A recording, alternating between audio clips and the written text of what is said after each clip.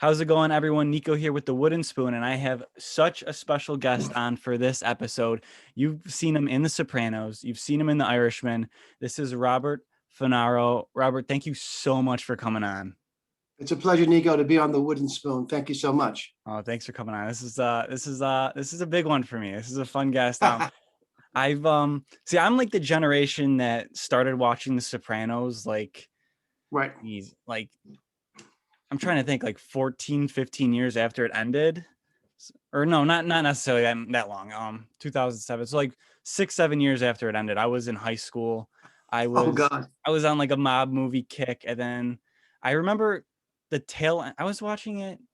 I was young, and my parents it was like the last season, and I remember watching it on Sundays with my parents, not really knowing what was going on, but that it was a thing and everybody watched it. So I remember watching like the last few episodes. Then I kind of rediscovered it in high school and started from like season 1 on. But since then, I've watched it so many times. So I'm a huge fan of you personally too. So again, thanks for coming. Thank you. Thank you. It seems like there's a lot of people who are just reacquainting themselves. My niece was one of them. My niece Karen, who's in television, she's a producer, starting out at Fox, and she just starting it. And she says, I have to skip over the part. She'll probably skip over the part that I hit the young Carl. I think it's Carmine with a Snapple bottle. She'll probably skip over that too. Okay. But she has to skip over some of the stuff. Not like you, unlike you. You know, you're like me. We're macho men. So I'm gonna be honest. I literally watched that scene like 15 minutes ago to get ready for the interview. I think that's one of the most memorable scenes in like the whole series is when you hit him with that Snapple bottle. It was like hilarious, but at the same time, just insane. But yeah, we did it on one take. We had this special Snapple bottles that are made for television or film, maybe even not stage, because it was made out of sugar cane. So it was a pleasure to do it because we just did it in one take and we didn't have to use a lot of them.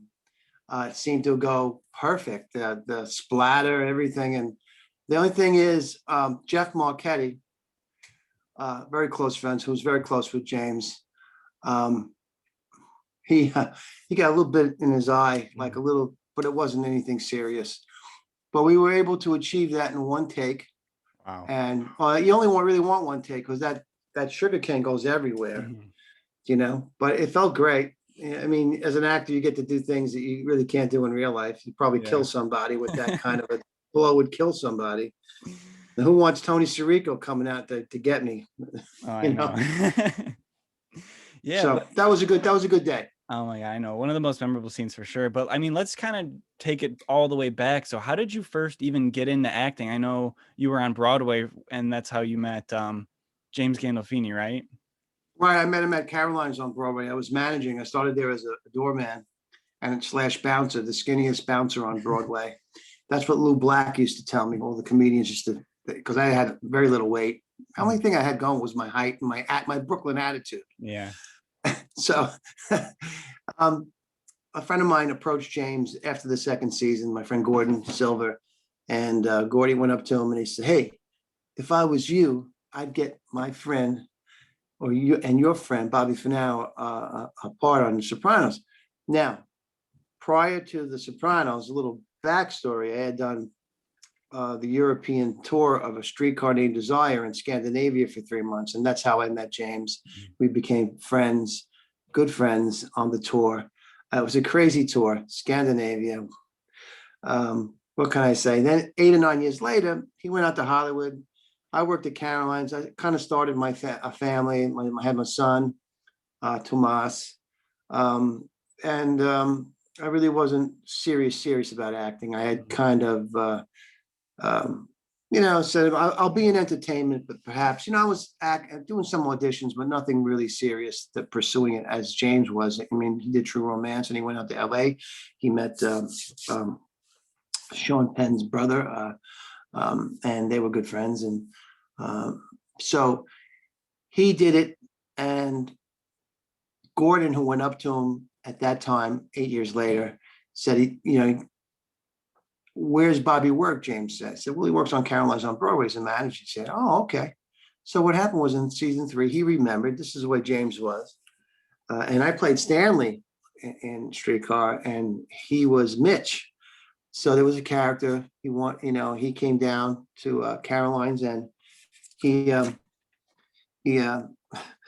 I saw him down there, and I said, "What are you doing here, man? Hey, nice to see you, James." And I may have seen him one time at Rudy's, a bar in Hell's Kitchen. Mm-hmm. And he said, "I'm just here to ask you if you want to audition for The Sopranos. I really can't promise you anything. I've tried to do this before. It never really worked.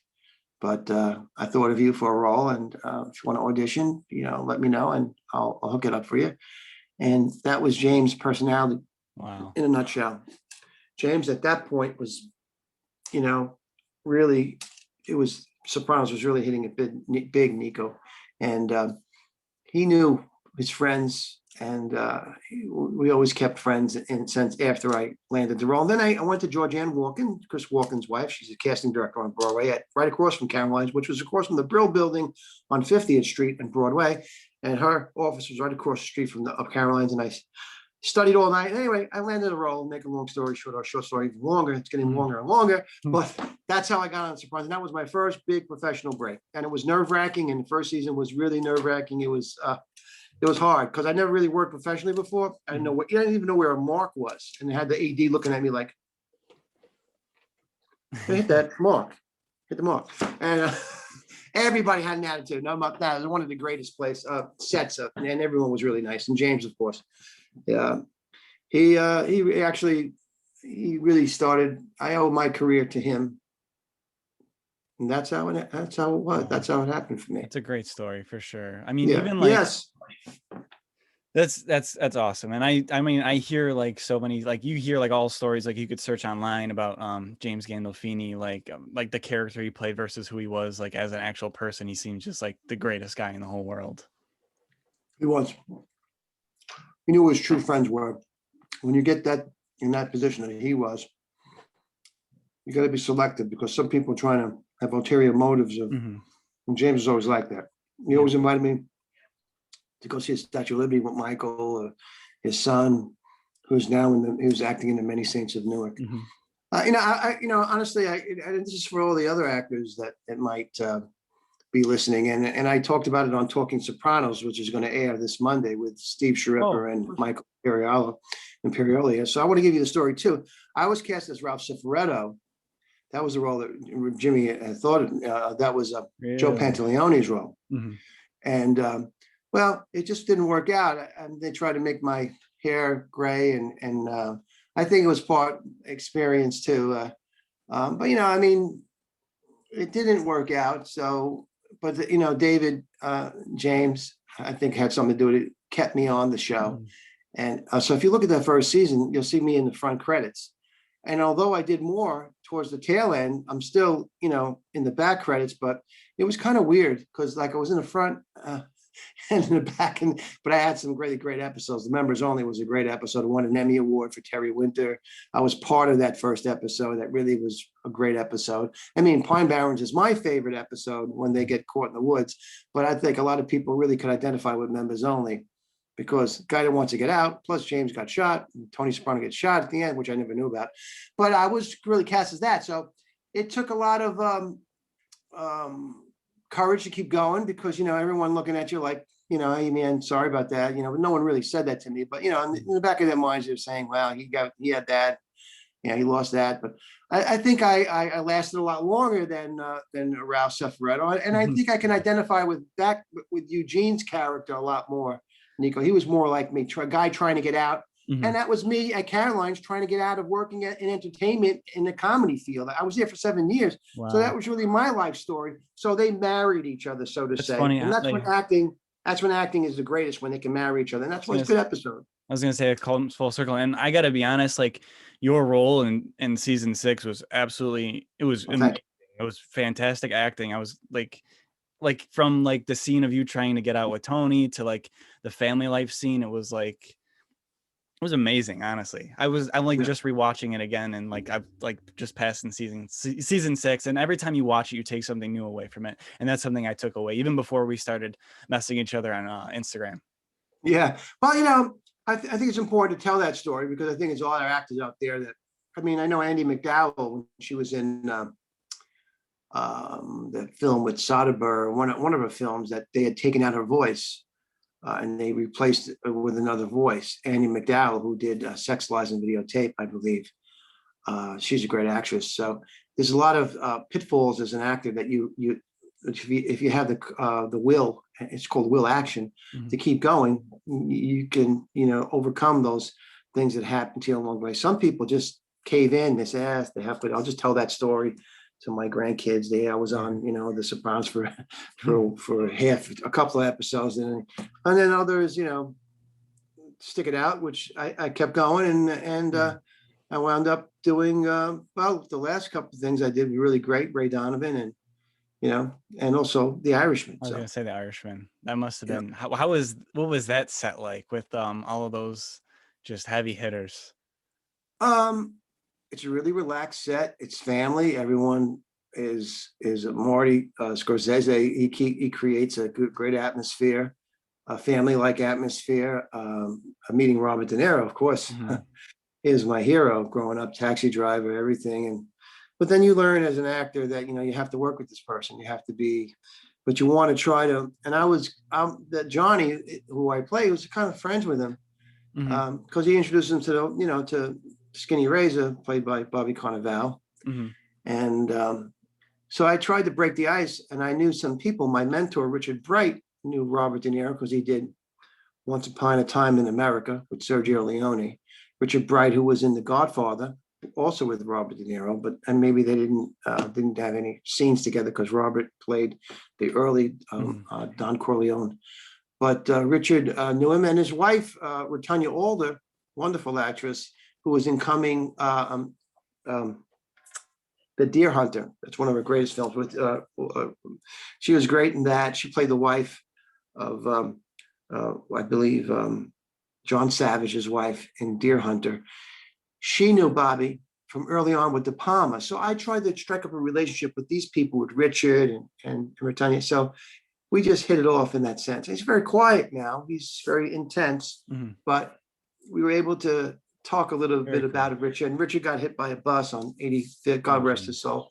It was tragic, but I felt that I needed to kind of get him to know good something going, and it worked. And it was, of course, with Marty. He lets you do your thing, and then he'll tell you at the end, all right, do whatever way you want to. I don't, just go ahead. What do you mean?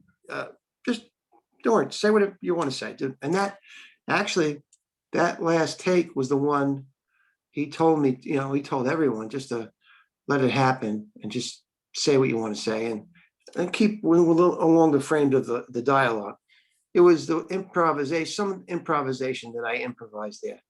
So this just goes to show you what he gives you a relaxed state of mind. And I've heard, I think all great directors do that. Now on television, you have to go, like in Sopranos, you had to go by the script, Nico. Oh, yeah. I mean, if you deviated from the script, they're like, you didn't say no. You have to say no. Okay. Just the way it is. Unless you were Tony, unless Jimmy. Yeah. Jimmy would get so frustrated. He couldn't get a line. Something was just frustrating to him. He just hit something, just take his frustration out on something, Yeah, that's awesome. So I mean, even like back in the day, like Caroline's, like I'm a huge stand-up comedy fan. So like, what was? Did you is that like a lot of inspiration do you take like any like character inspirations from people that you've met like working there, or I guess like just like your life before acting? Yeah, I mean, I got into acting. My uncle, director, Father Joseph, he was a priest at Monsignor at the end of his career. He used to do these Catholic charity productions in Brooklyn, and he would raise money. And every year, the entire family, the Funaros, would go to see his production. So I got the bug watching his productions. Hello, Dolly. They were musicals, Hello, Dolly. But they had all those great musicals have, I guess the underlying theme is love, true love, finding true love. Sometimes true love don't come easy, but if it's fought for, then you fight for it and you win. So you can win true love. So, but that's another whole thing. But anyway, that's how I got the bug for acting, and I forgot the original thing that you asked me. Oh, Caroline. So Caroline's, yeah, and I was there for like 7 or 8 years. I mean, I watched a lot of careers. Ray Romano, who couldn't basically get a spot at Caroline's. It was Wow. like, so he's at the Comedy Cell and stuff like that. So, but Kevin James, him too. He really never got the spots. Lou Black, Lou Black was just always there. He was respected, but some comedians who just came up, Greg Giraldo, Jim Gaffigan. Oh wow. Jim Gaffigan. So I knew, I mean, at the beginning of their careers, before they big, Jimmy Fallon. Jimmy Fallon was like, he'd do anything. He's like the little errand boy. No, I'm sorry, Jimmy, you weren't an errand boy. He'd do anything to get up there. And listen, it proved correct. He was really, really talented and very funny. He's very musical and very funny. And I remember when he first came in, he was just, he was nice to everybody, which he probably still is. And, but I still remember him coming in and doing his set and eventually building up steam and of course getting his show that he's on, Tonight Show, yeah. Yeah. Anyway, so yeah. So cool. So cool. So what have you been doing recently? I see, like, I follow you on Instagram and you are like the home chef, or you're cooking up a storm on Instagram. What is everybody doing, Nico? They're Yeah. cooking, man. They're cooking. So my sister said, you should get on Instagram. So I said, okay. So I was on Instagram and I started taking photos and using the hand. That's like Marty's thing with the hand and Taxi Driver, when I had the apple pie and she had a fruit salad. And he puts it in. So I kind of stole that from Taxi Driver. Funny. I had the apple salad and she had the Travis Bickle. So I gaining weight and I think everybody is. And some people are benefiting from it. My friend Sandra Torres, she's benefits from this because she's around the house, takes care of my mom, and I say, try this, Sandra, try this. Oh, this is good. Yeah, this is really good. So, I mean, I got a lot of tasters. So she's one of my biggest fans. Yeah. Down to pancakes. Sandra Torres likes my pancakes. She's in the other room. So anyway, so yeah, so they were talking taking pictures. And then a friend of mine, well, Vinny Pastore, he's got a sauce, a marinara sauce called Vinny Pastore's marinara sauce. And it's very good. I'm not just saying it's good for pizza and, put it in the blender and heat it up and put something in there, some meatballs you want to make.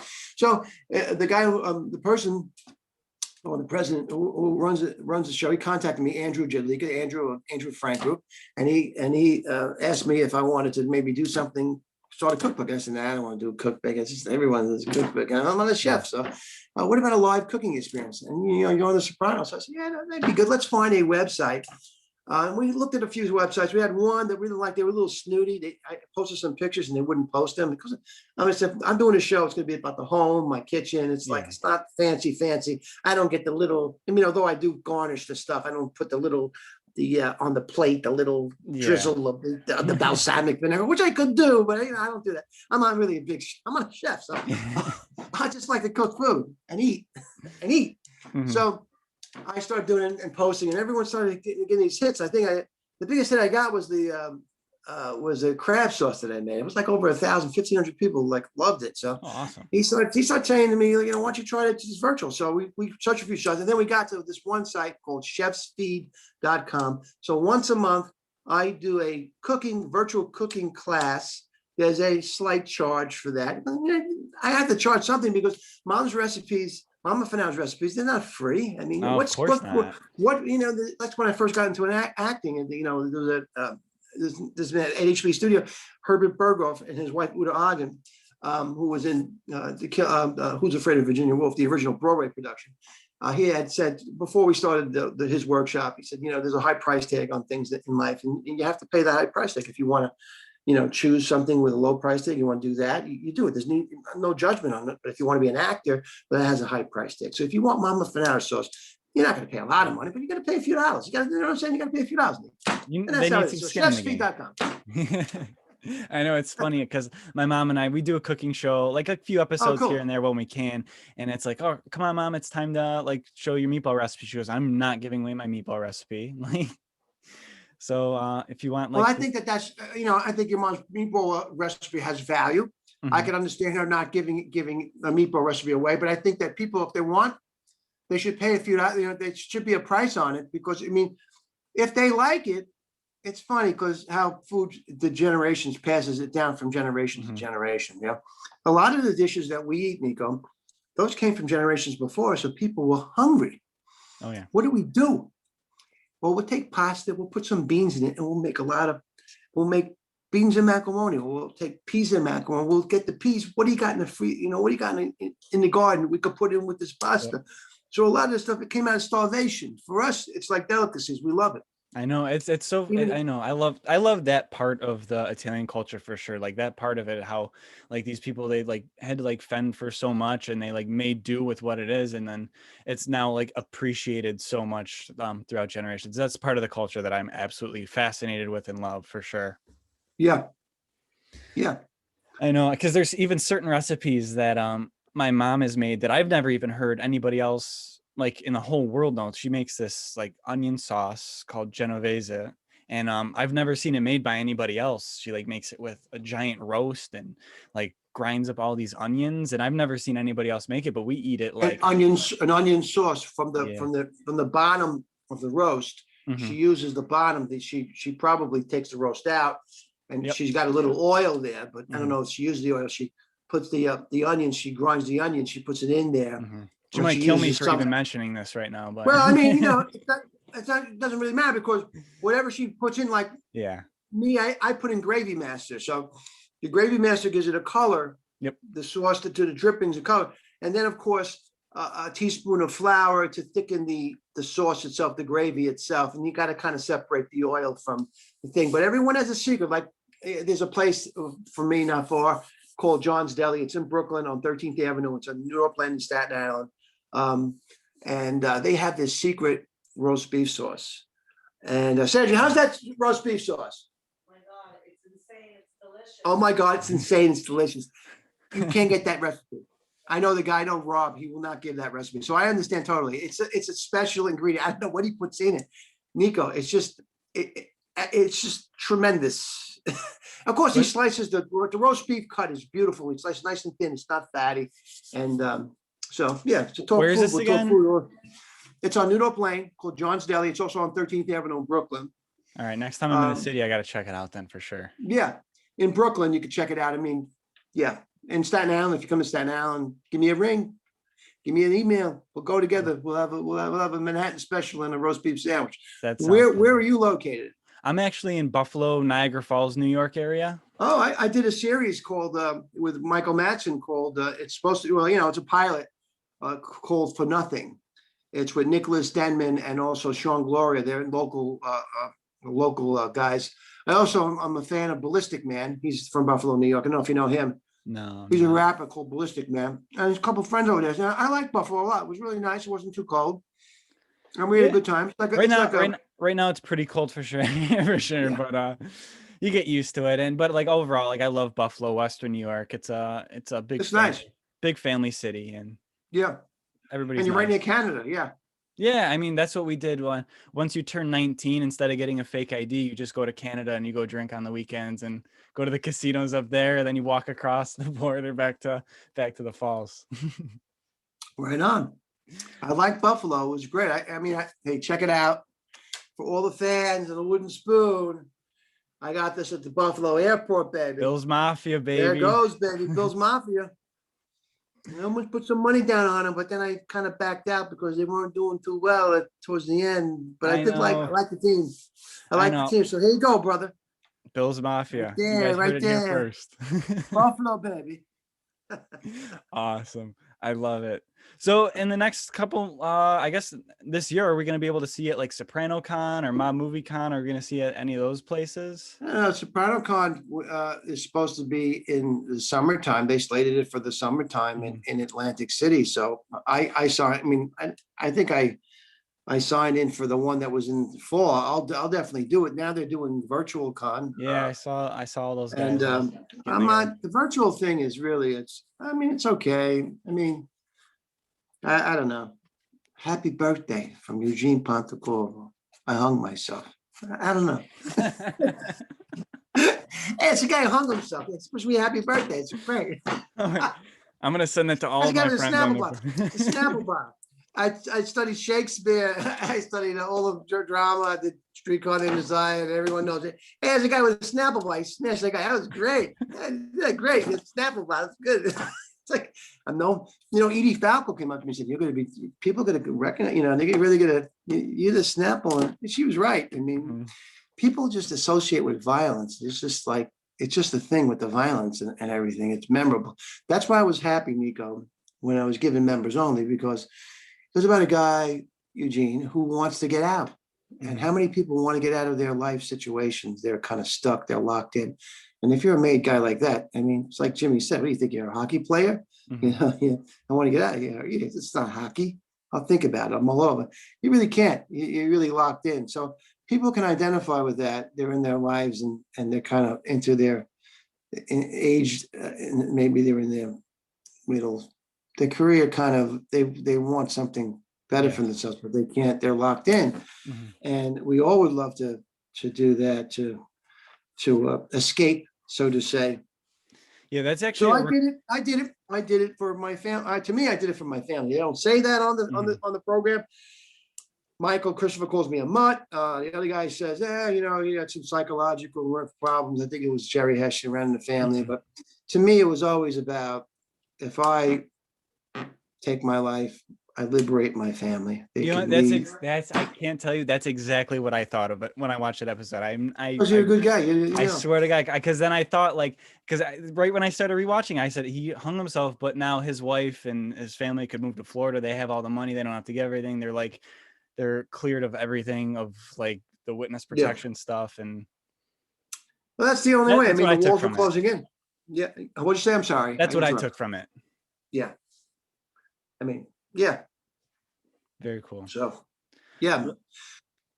Well, Robert, I cannot thank you enough. This has been a freaking blast for me. This is one of the most fun podcasts I've ever done. I can't thank you enough. But and we made friends. And you come down here, or if I'm up there, if that pilot goes, I'll look you up there, and we'll go for dinner somewhere. Are the restaurants open?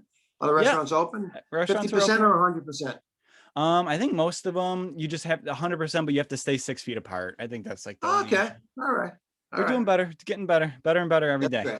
That's great, man. But where can everybody go follow you? And they can follow me on Instagram, IMDb. The IMDb now has like stuff that when your show or something's going on with an actor, they post times that they're with TV stuff that they're in. The last thing I did was Ray Donovan, that aired already. So I'll be doing something for Renegade Nation. It's Maureen Van Zandt, Penny Pastor. I'm directing and also acting in a play called Painting X's on the Moon. And that'll be at renegadenation.com on YouTube. And we're going to be presenting that play, an original play by Richard Viteri, sometime in May.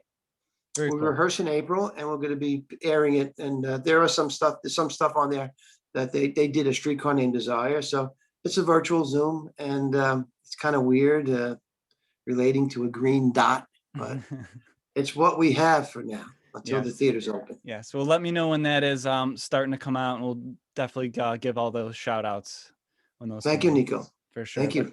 Everybody else, thank you so much for watching. Make sure to subscribe wherever you're listening to this, and we will see you in the next episode. Ciao.